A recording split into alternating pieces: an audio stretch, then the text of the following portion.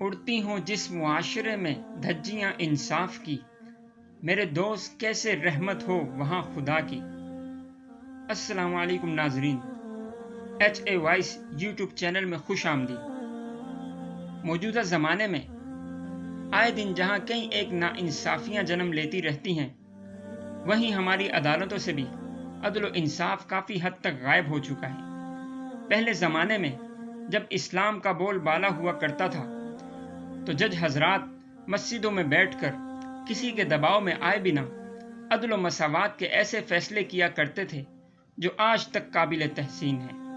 تاریخ سے دلچسپی رکھنے والا شخص ایسے واقعات سن کر ججوں کی اصول پسندی، انصاف پسندی اور ذہانت کو داد دیے بغیر نہیں رہ سکتا۔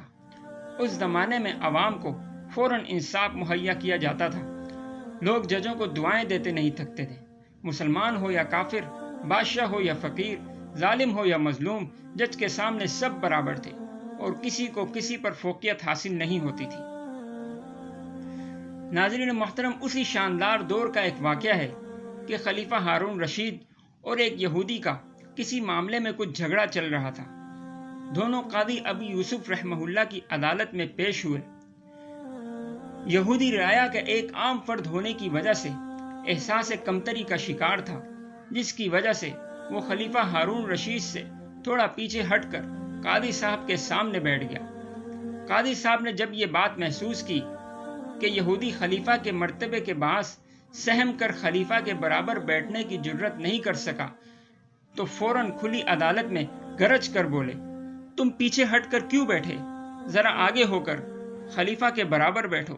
یہ اسلامی عدالت ہے، یہاں کسی کو دوسرے پر کوئی بڑائی و مرتبہ حاصل نہیں۔ عدل و انصاف کی عدالت میں بادشاہ و فقیر سب برابر ہیں۔ خلیفہ ہارون رشید نے یہ سنا لیکن خاموش رہا، کیونکہ اس زمانے کے حکمران بھی خدا ترس اور عادل ہوا کرتے تھے۔ عدالتوں کی برتری کو عملی طور پر تسلیم کرتے تھے۔ چنانچہ ایک یہودی کو ایک مسلمان کے برابر بٹھا دیا گیا، اور وہ بھی مسلمان بادشاہ کے برابر میں، جس کی حکومت کئی مربع میل تک پھیلی ہوئی تھی اور جس کے ماتحت درجنوں ریاستوں کے حکمران تھے۔ محترم ناظرین، یہ تھا عدل و انصاف کا منہ بولتا ثبوت۔ حکمران اچھے تھے، عدالتوں کے قاضی آزاد تھے، عوام پرسکون تھے، ہر طرف امن و امان تھا۔ خدا کی زمین پر اس کے بندوں کے ساتھ زیادتی نہیں ہوتی تھی۔